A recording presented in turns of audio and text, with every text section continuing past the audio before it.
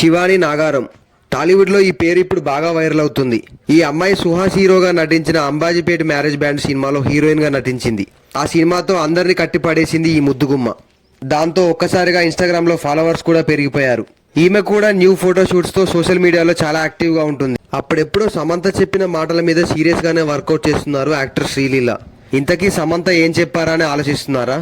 ఒక్కసారి పనిచేసిన టీంతో మళ్ళీ చేయాలని, కాంబినేషన్లు రిపీట్ అవుతున్న కొద్దీ కాన్ఫిడెన్స్ లెవెల్స్ పెరుగుతాయని చెప్పిందట. మరి అప్పుడెప్పుడో పూరి జగన్నాథ్ ఎన్టీఆర్ కాంబోలో వచ్చిన ఆంధ్ర వాళ్ళ సినిమా పెద్ద డిజాస్టర్ అయింది. మరి ఆ భయంతోనే కావచ్చు, చేస్తే మంచి సినిమానే చేయాలని వాళ్ళిద్దరి కాంబోలో ఇంకా ఏ సినిమా రాలేదు. చాలా సంవత్సరాల తర్వాత టెంపర్ అనే సినిమా వచ్చి ఇండస్ట్రీ రికార్డులను బ్రేక్ చేసిన సంగతి మనందరికీ తెలిసిందే. ఇప్పుడు మరొకసారి ఎన్టీఆర్ అండ్ పూరి జగన్నాథ్ గారి కాంబోలో ఒక సినిమా వస్తే ఉంటది ఫ్యాన్స్ కి ఇక గూస్ బంప్సే.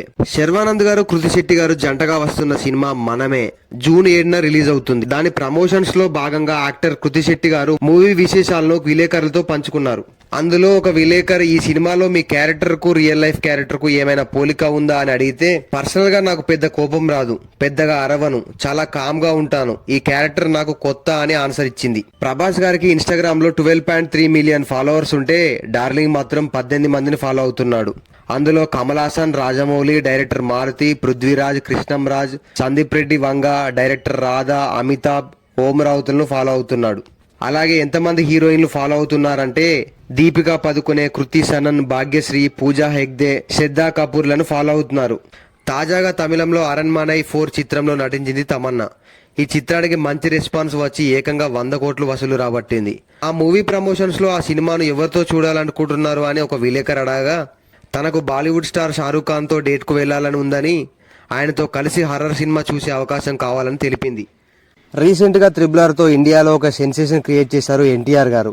నెక్స్ట్ కొరటాల శివ గారి డైరెక్షన్ లో దేవర్తో రాబోతున్నారు. అలాంటి ఎన్టీఆర్ గారికి ఇన్స్టాగ్రామ్ లో 75 lakhs ఫాలోవర్స్ ఉన్నారు. కానీ ఎన్టీఆర్ గారు మాత్రం ఒక్కరిని కూడా ఫాలో అవ్వట్లేదు. ఈమె పేరు శ్రీముఖి. ఈమె గురించి తెలియని వారెవ్వరూ ఉండరు కావచ్చు. టెలివిజన్ షోలను హోస్ట్ చేసి మంచి పేరు సంపాదించింది.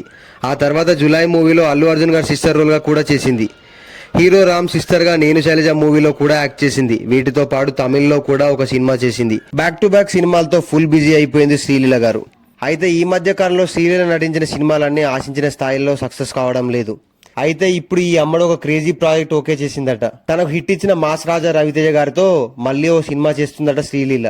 ప్రభాస్ గారిని, అనుష్క గారిని ఇష్టపడిన వారెవ్వరూ ఉండరు కావచ్చు. వీళ్ళిద్దరూ బిల్లా, మిర్చి, బాహుబలిలో కలిసి నటించారు. చూడ్డానికి స్క్రీన్ మీద వీళ్ళ జంట చూడముచ్చటగా ఉంటది. అప్పట్లో వీళ్ళిద్దరి మధ్య రిలేషన్ ఉందని వార్తలు కూడా వచ్చాయి. మరి వీళ్ళిద్దరు పెళ్లి చేసుకుంటే ఎలా ఉంటుందో కామెంట్ చేయండి. త్రిష గారి గురించి స్పెషల్ గా చెప్పాల్సిన పని లేదు.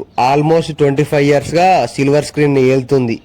మన తెలుగులో రిలీజ్ అయిన వర్షం సినిమాతో త్రిష గారికి బ్రేక్ వచ్చింది. ఆ తర్వాత నువ్వు వస్తా అంటే నీ అద్దంటానా, అతడు, స్టాలిన్ సినిమాలతో స్టార్ హీరోయిన్ గా ఎదిగింది. ఇటు తెలుగులో అటు తమిళ్లో వరుస సినిమాలు చేసింది. ఆ మధ్య ఒక బిజినెస్ మ్యాన్ తో ఎంగేజ్మెంట్ కూడా జరిగింది. ఆ తర్వాత బ్రేకప్ కూడా అయిపోయింది.